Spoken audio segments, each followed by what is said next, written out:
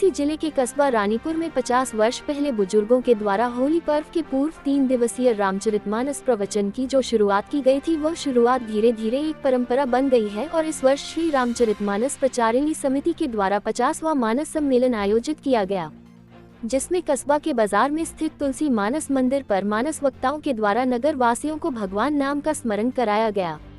बाहर से आए हुए विद्वान वक्ताओं के द्वारा 10 मार्च से 12 मार्च तक भक्ति की रसधार कस्बा में बहाई गई।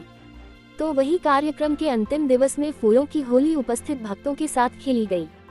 इस दौरान श्री रामचरितमानस प्रचारिणी समिति से जुड़े हुए सभी सदस्य एवं नगर के सैकड़ों धर्म प्रेमी बंधु उपस्थित रहे। आप भी हमारे चैनल टाइम्स ऑफ बुंदेलखंड के माध्यम से प्रवचन का धार्मिक लाभ ले सकते हैं। सुनिए क्या कहा विद्वान मानस वक्ताओं ने। देखते रहे आपका अपना channel times of Bundelkhand. Channel को सब्सक्राइब जरूर करें।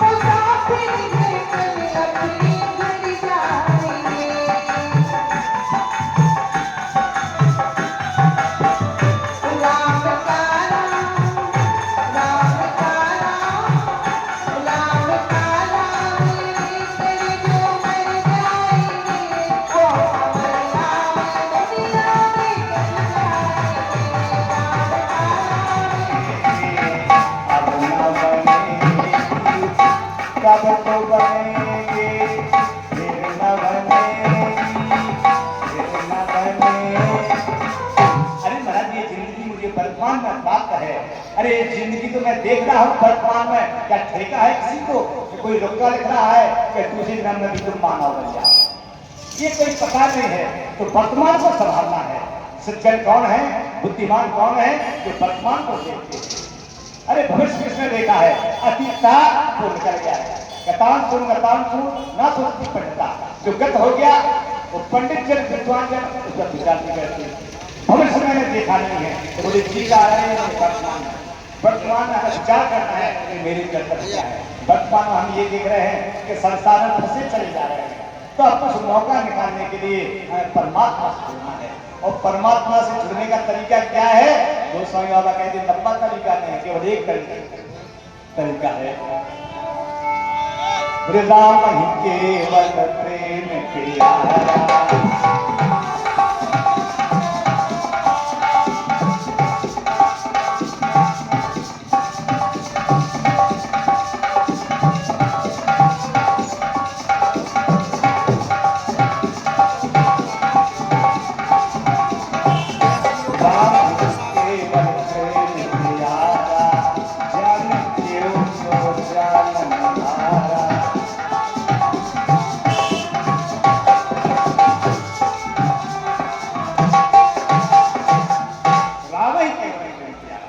गारंटी ऐसी बात की इस उपाय के अलावा संसार में परमात्मा को प्राप्त करने का कोई उपाय नहीं है। आप जब भी करो, आप गंगा में स्नान करो, पुण्य करो, धर्म करो, तो केवल एक उपाय है, बिना पैसे का दिया। उसमें पैसा नहीं रखता है, केवल प्रेम। अरे संसार में हम प्रेम दे रहे हैं, जो जगत है आपको ऐसे ही छोड़ देगा। संसार के प्राणी आपको कितना भी प्रेम करने वाले हैं, बात कहने में तो कड़वी लगती है मेरे बंधुओं, लेकिन यूं ही छोड़ देते तो जा आंसू बहाएंगे और छोड़ देंगे। कभी साहब ने बड़ी सुंदरता से कहा है, अरे प्राण राम जब निज संग लागे,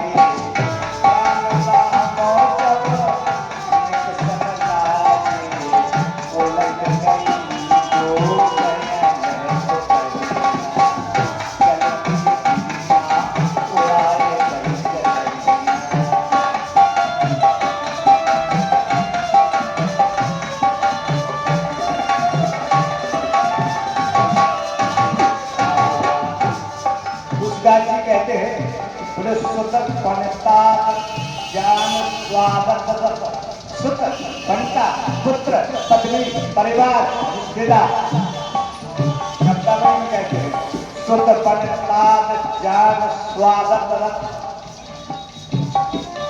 ना कर देहु अभिहीते अंत तो है तजेगे पामर तू न तजे अभिहीते। अरे भविष्य किसने देखा है? आज त्याग दे, उस परमात्मा के नाम पर आज त्याग दे। संसार में कोई साथ नहीं जाएगा, तेरी डोली के साथ में, तेरे जनाजे के साथ में कोई नहीं जाएगा।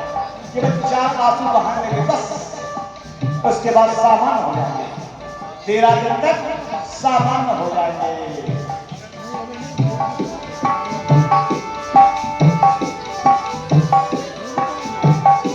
तुमने जिसके खातिर सारी जिंदगी परेशान हुए, एड़ी का पसीना चोटी तक बहाया, उसका परिणाम क्या निकला? खोदा पहाड़ निकली चुहिया। भीतर से जब बाहर कारो,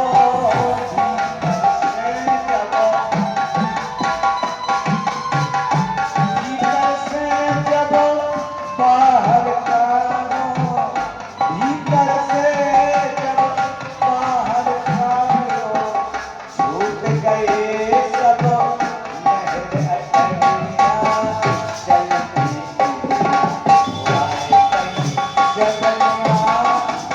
श्री राम जी को दूर करके सती सीता को प्राप्त करना चाह रहा है, जबकि सती उस शक्तिमान की है और इधर रावण की बड़ी शूर्पणखा भी श्री राम जी को प्राप्त करना चाहती है। तो देखिए माता, यह भी कोई गलत कार्य नहीं है, क्योंकि संसार में ऐसा कौन अभागा होगा जो जगतपति को पति के रूप में प्राप्त करना ना चाहेगा। लेकिन रावण की तरफ शूर्पणखा की भूल यह है कि वे अनुरागमयी भक्ति स्वरूपा सीता को दूर करके श्री राम जी को प्राप्त करना चाहती है, जबकि अनुरागमयी भक्ति के माध्यम से प्रभु को प्राप्त किया जा सकता है। गोस्वामी जी कहते हैं, मिलगी ना रघुपति बिन अनुरागा,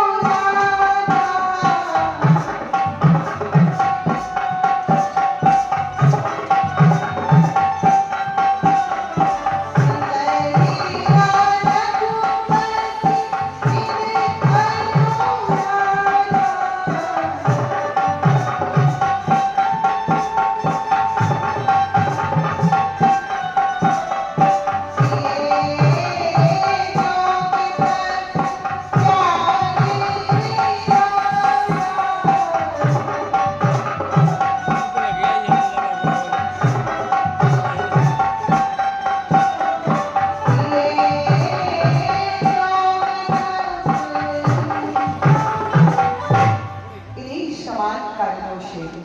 रावण को मरना पड़ता है तो शूर्पणखा को कुरूप होना पड़ता है।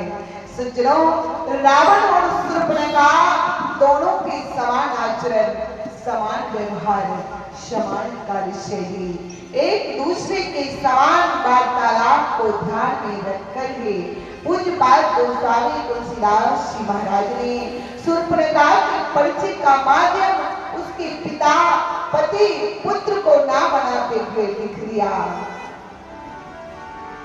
कि शूर्पणखा रावण की बहिनी,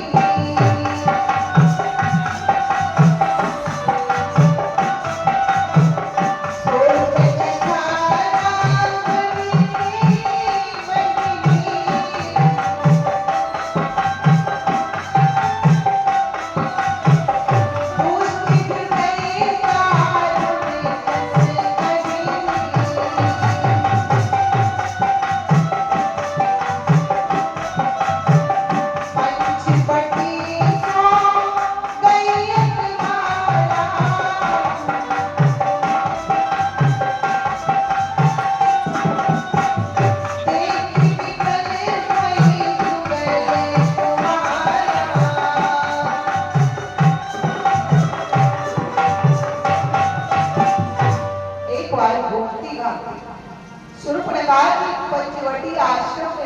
जाती है और दोनों राजकुमारों को देखकर व्याकुल हो जाती है।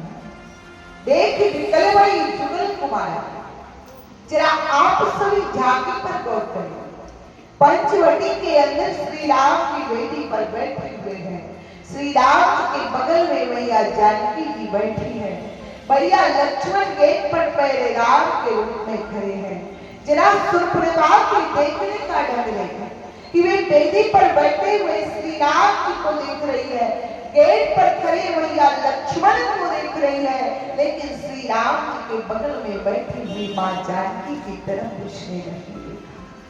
देख विकल भाई जुगल कुमारा, वो दोनों राजकुमारों को देख करके व्याकुल विचार कर, क्या श्री राम जी लक्ष्मण जी की ओर देखना गलत है? तो सज्जनों, माताओं देखने में अंतर होता है। इन्हीं आंखों से मां, बहन, पत्नी अनेक लोगों को देखा जाता है, लेकिन भावों का अंतर होता है। तो सूर्पनखा की दृष्टि जो है वो वासनामयी है। ये कैसे सिद्ध हो कि उसकी दृष्टि वासनामयी है? तो ये उसकी व्यवहार से पता चल जाएगा। लेकिन अभी यहीं पर देखें कि देख निकल भई जुगल कुमारा, माता जो सूर्पनखा सदृश स्त्रियां होती है, वो सुंदर पुरुष को देखकर, चाहे वो भाई, पिता, पुत्र हो, चाहे भाई, पिता, पुत्र, ससुर, ज्येष्ठ, देवर अथवा पति, मित्र ही क्यों ना हो, वे उसी तरह से व्याकुल हो जाती है जैसे सूर्यास्त मणि सूर्य की रोशनी से पिघल जाती है। आज सूर्पनखा श्री राम जी लक्ष्मण जी की अलौकिक सुंदरता को देखकर आहत और मोहित होकर व्याकुल होती। यद्यपि श्री राम लक्ष्मण की सुंदरता को देखकर व्याकुल होना स्वाभाविक है, लेकिन मन के भाव अलग अलग हुआ करते हैं, जिससे व्यक्ति के स्वभाव, चरित्र और उसकी कुल की मर्यादा का पता चलता है। इन्हीं श्री राम की लक्ष्मण जी को जब महाराष्ट्र की जनक जी ने मिथिला में देखा था, तो वो भी जो अष्टादशी सीरत ध्वज है, जिनका हमेशा मन ब्रह्मानंद में लीन रहता है, वो अष्टादशी सीरत ध्वज जनक भी श्री राम लक्ष्मण को देखने के बाद क्या कहते हैं कि बरबस ब्रह्म सुकही मन त्यागा, मेरा मन जो हमेशा ब्रह्मानंद में लीन रहता है, जब से मैंने इन दोनों बालकों को देखा तो देखने के बाद मेरा ब्रह्मानंद छूट गया।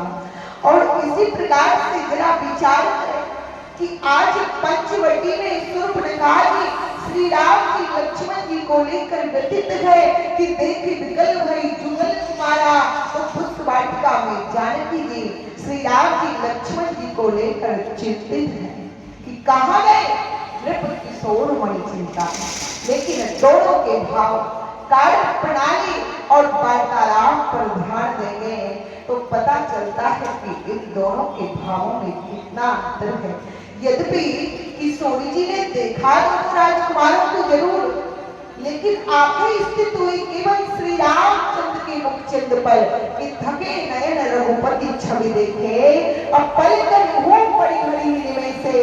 और इतना ही नहीं, जानकी जी ने सखियों के द्वारा दिखलाने पर दोनों भाइयों को देखा कि लता ओठ तब सखी ने लिखाए, श्यामल गौड़ किशोर सुहाए।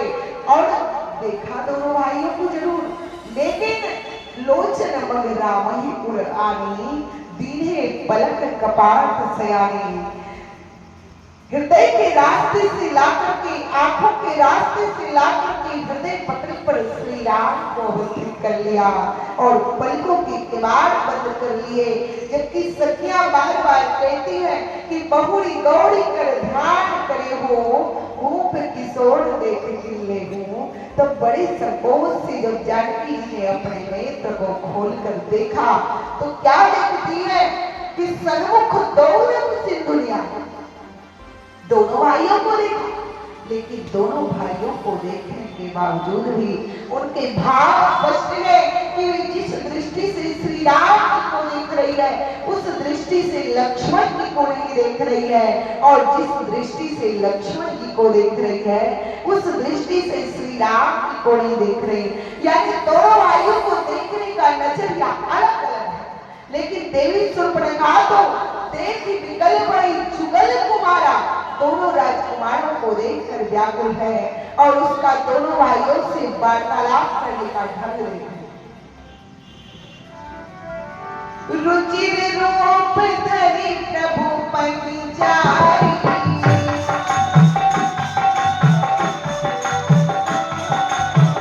रुचिर रूप धरि प्रभु पंचारी,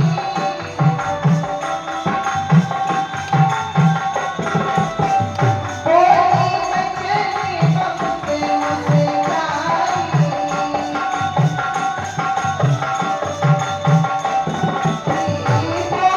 बचने बहुत मुस्काई, उसने बहुत सुंदर रूप धारण किया और बहुत मुस्कुराकर श्री राम जी के पास जाकर बोली। इसे गोस्वामी जी महाराज की लेखनी की कला कहेंगे अथवा कथा वस्तु की सार कालिका। ऐसा प्रतीत होता है कि ये कथानक त्रेता युगीन ना होकर वर्तमान परिवेश का हो। ये बात ठीक है कि त्रेता युग में गंडक वन में शूर्पणखा जी मुस्कुराती हुई, बल्कि योग निर्णय की बहुत मुस्कुराती हुई रुचिर रूप धारण करके प्रभु के पास पहुंची। लेकिन क्या सज्जनों, माताओं, आज शूर्पणखा का चरित्र प्रशांत नहीं है। पहले त्रेता में केवल एक शूर्पणखा थी, संपूर्ण राक्षस कुल का विनाश करा दिया था, और एक ही मंथरा थी, श्री राम जी को 14 वर्ष के लिए वन जाना पड़ा था। और आजकल तो हर गलियों में शूर्पणखा और मंथरा मिल जाती है। तो बताइए क्या होगा इस देश का, और शूर्पणखा कैसे आती है प्रभु के पास रुचिर रूप धरि। धरि का अर्थ होता है धारण करना, यानी जो हमारा असली वेश है उस वेश को छुपा के नकली वेश बना। तो जरा विचार करें कि हम थोड़ा सा गुना भाग लगाएं,